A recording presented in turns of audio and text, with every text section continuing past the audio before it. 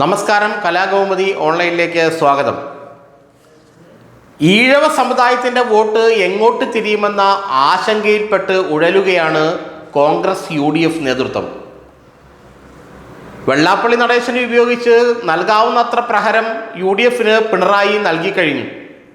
ഇപ്പോൾ ശിവഗിരി മഠാധിപതി സ്വാമി സച്ചിദാനന്ദയെയും രംഗത്തിറക്കിക്കൊണ്ട് വീണ്ടും ഒരു പ്രഹരം കൂടി UDFന് നൽകിയിരിക്കുകയാണ് പിണറായി വിജയൻ. കോൺഗ്രസ് ഈഴവരെ അവഗണിക്കുകയാണെന്നും ഈഴവർക്ക് മതിയായ പരിഗണന കോൺഗ്രസും UDFനും നൽകുന്നില്ലെന്നുമുള്ള പരാതി മാത്രമല്ല, കടുത്ത പ്രതിഷേധ സ്വരം ഉയർത്തിയിരിക്കുന്നത് ശിവഗിരി മഠാധിപതി സ്വാമി സച്ചിദാനന്ദയാണ്. വളരെ നാളുകളായി ഈഴവ സമുദായം കോൺഗ്രസിൽ അവഗണിക്കപ്പെട്ടിരിക്കുകയാണ്. ചില സമുദായങ്ങൾ മാത്രമാണ് കോൺഗ്രസിൻ്റെ തലപ്പത്തുള്ളത്. ചില സമുദായങ്ങളിലെ നേതാക്കൾ തമ്മിൽ മുഖ്യമന്ത്രി സ്ഥാനത്തിന് വേണ്ടി കടിപിടി കൂടുകയാണ്. അവിടെ പലപ്പോഴും ഈഴവ സമുദായത്തിൽപ്പെട്ട ആരും ചർച്ചാ വിഷയം പോലും ആകാറില്ല. കോൺഗ്രസ് അഖിലേന്ത്യാ അധ്യക്ഷനായ മല്ലികാർജ്ജുൻ ഖാർഗെയേക്കാൾ ആരോഗ്യമുള്ള ആളായിരുന്നു KPCC പ്രസിഡന്റ് K. സുധാകരൻ. എന്നാൽ അനാരോഗ്യത്തിൻ്റെ കാര്യം പറഞ്ഞ് അദ്ദേഹത്തെ KPCC അധ്യക്ഷ സ്ഥാനത്ത് നിന്ന് മാറ്റി. പകരം സണ്ണി ജോസഫിനെ കൊണ്ടുവന്നു. അങ്ങനെ ക്രൈസ്തവ സമുദായത്തെ പ്രീണിപ്പിക്കാനുള്ള ശ്രമമാണ് അവിടെ നടന്നത്. പിന്നെ ഹിന്ദുമതത്തിലെ മുന്നോക്ക സമുദായമായ നായർ സമുദായത്തിലെ നേതാക്കൾ തമ്മിൽ മുഖ്യമന്ത്രി സ്ഥാനത്തിന് വേണ്ടി കൂടുകയാണ്. എന്ന് വച്ചാൽ ഈഴവ സമുദായം കോൺഗ്രസിൽ പാടെ അവഗണിക്കപ്പെടുകയാണ്. അത് തുടങ്ങിയിട്ട് ദശാബ്ദങ്ങളായി എന്ന് തന്നെയാണ് സ്വാമി സച്ചിദാനന്ദ പറയുന്നത്.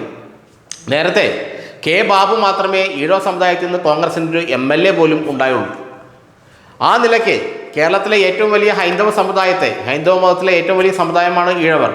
അവരെ അവഗണിച്ചാൽ കോൺഗ്രസിൻ്റെ ഭാവി അത്ര ശോഭനമായിരിക്കില്ല എന്നുള്ള മുന്നറിയിപ്പാണ് സാക്ഷാൽ സ്വാമി സച്ചിദാനന്ദ നൽകിയത്. ശിവഗിരി മഠാധിപതിമാർ ഇത്തരം കാര്യങ്ങളിൽ നേരത്തെയും അഭിപ്രായം പറയാറുണ്ട്. പക്ഷേ ഇങ്ങനെ പ്രകടമായി അഭിപ്രായം പറയാറില്ല എന്ന് മാത്രം. സ്വാമി ശാശ്വതീകാനന്ദയെ പോലെയുള്ളവർ ഇത്തരം കാര്യങ്ങളിൽ അഭിപ്രായം പറഞ്ഞിട്ടുണ്ടെങ്കിലും അത് ഏതെങ്കിലും ഒരു രാഷ്ട്രീയ പാർട്ടിയെ പിന്തുണയ്ക്കുന്ന രീതിയിലായിരുന്നില്ല. എന്നാൽ ഇപ്പോൾ പരസ്യമായി CPMനെയും പിണറായി വിജയനെയും പിന്തുണയ്ക്കുന്ന രീതിയിലേക്ക് ശിവഗിരി മഠവും എത്തിച്ചേർന്നിരിക്കുകയാണ്. ഇത് കോൺഗ്രസിന് ഉണ്ടാക്കുന്ന തലവേദന ചില്ലറയില്ലെന്ന് ഓർക്കണം.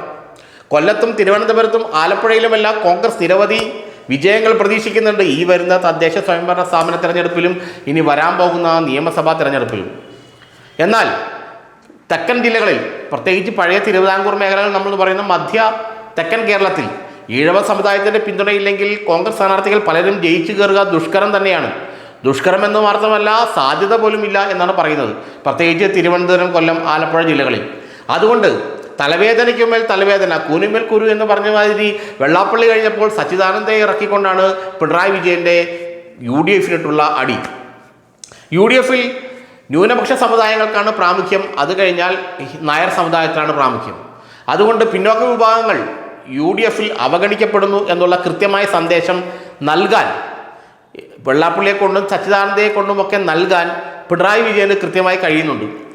ഇതൊരു ചേരിതിരിവിൻ്റെ അല്ലെങ്കിൽ വരുന്ന തെരഞ്ഞെടുപ്പിൽ ഉണ്ടാകുന്ന ഒരു സോഷ്യൽ എഞ്ചിനീയറിങ്ങിൻ്റെ ഭാഗം കൂടിയാണ്.